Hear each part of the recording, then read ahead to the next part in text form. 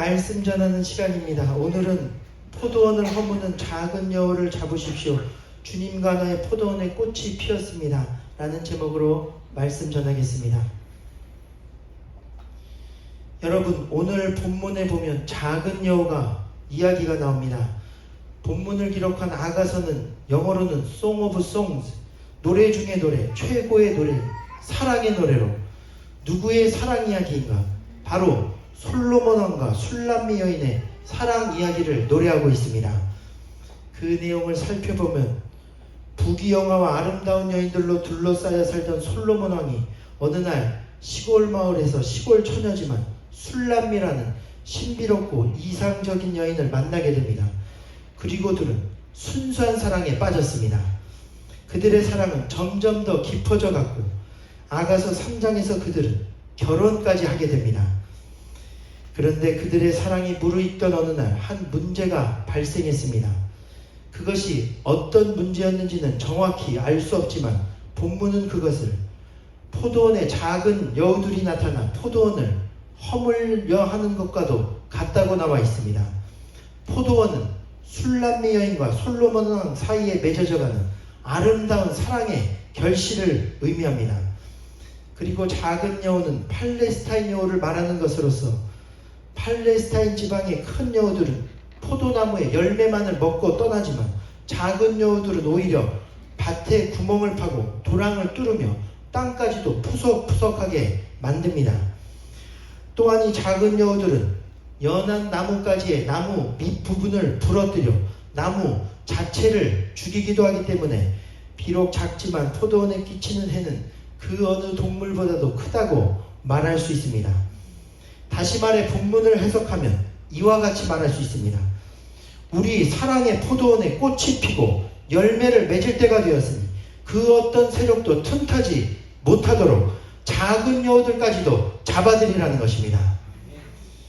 마찬가지로 여러분, 오늘 우리와 주님과의 관계에서도 이제 꽃이 피고 열매를 맺을 때가 된 포도원이 펼쳐져 있습니다.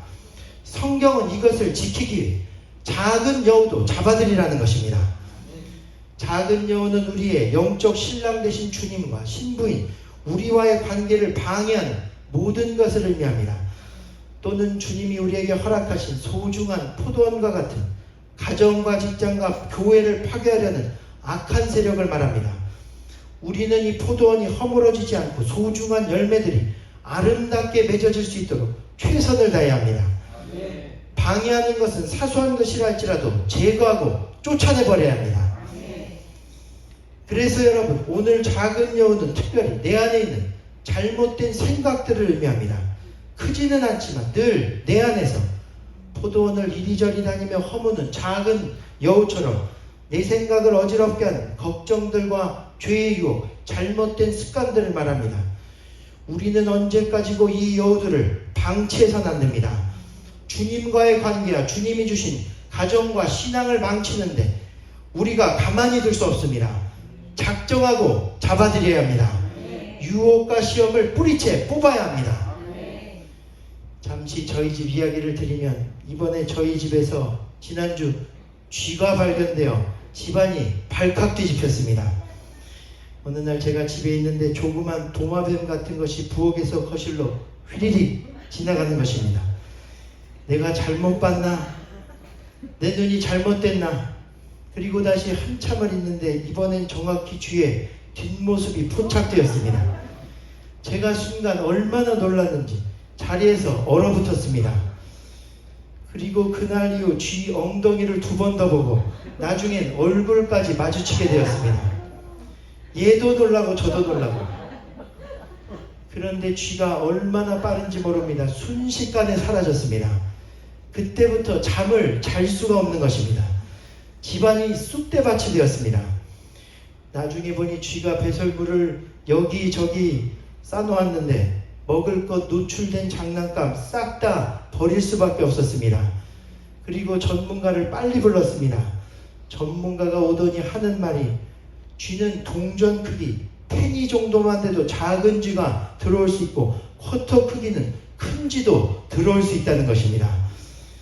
그리고 보니 집의 밖에서부터 난 구멍이 천장과 지붕, 문틈새와 세면대 바닥 등 수도 없이 많이 나 있었습니다.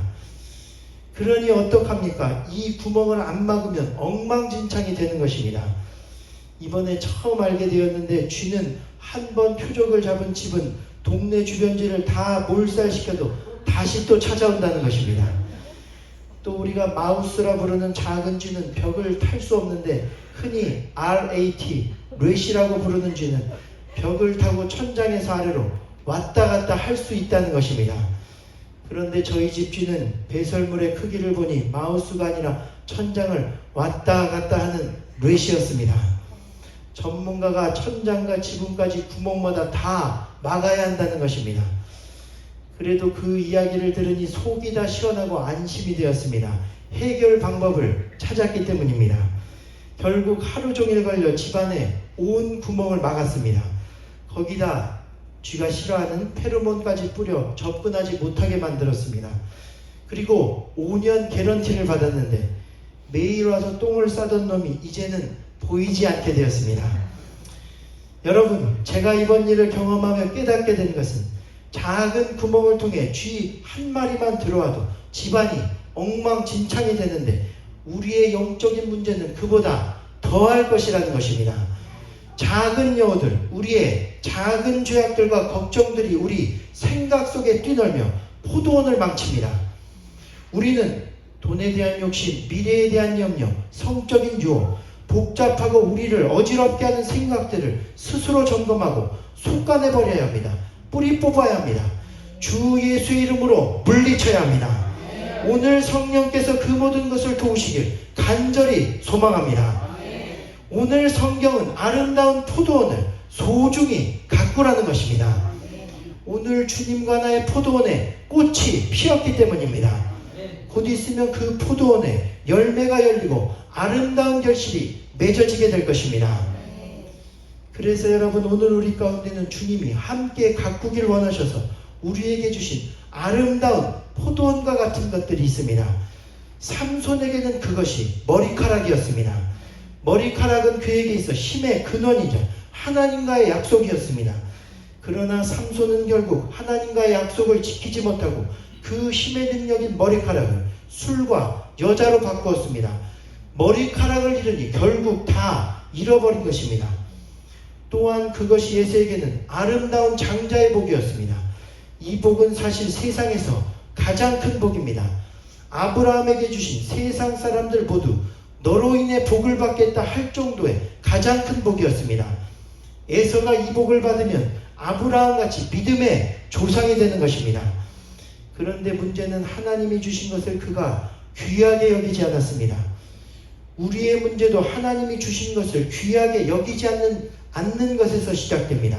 주님 주신 귀한 복을 팥죽 한 그릇에 받고 동생 야곱에게 빼앗겨 버렸습니다. 여러분, 오늘 여러분의 포도원은 무엇입니까? 주님이 여러분에게 주신 포도원을 잘 가꾸고 지켜나가게 되기를 바랍니다. 요셉에게는 그것이 어릴 적 주신 꿈이었습니다. 형제, 부모, 재산, 명예 다 잃었지만 그러나 다 잃었어도 하나님이 주신 꿈만은 잃지 않았습니다.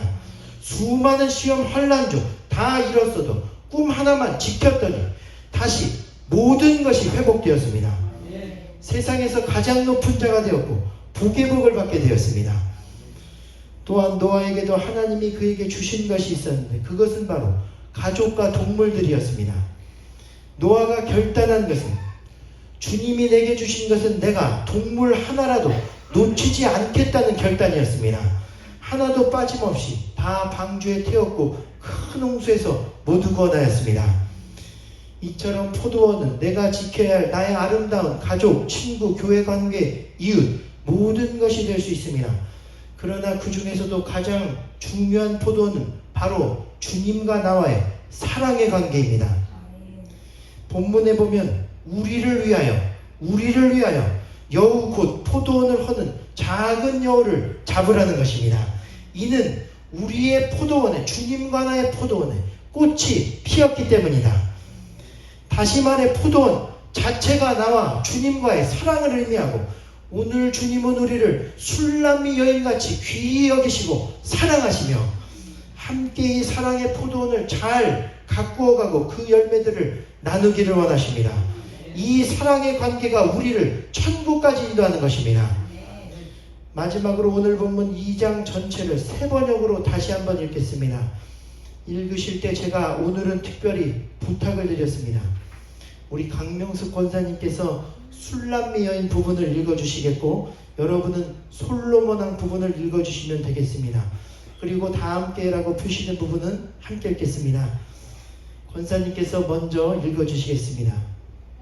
나는 샤론의 소나 골짜기에 핀 나리꽃이라오. 가시덤불 속에 핀 나리꽃, 아가씨들 가운데서 나의 사랑, 내가 바로 그렇소서. 숲속 잡못 사이에 사과나무 한 그루, 난자들 가운데서도 나의 사랑님이 바로 그렇다오.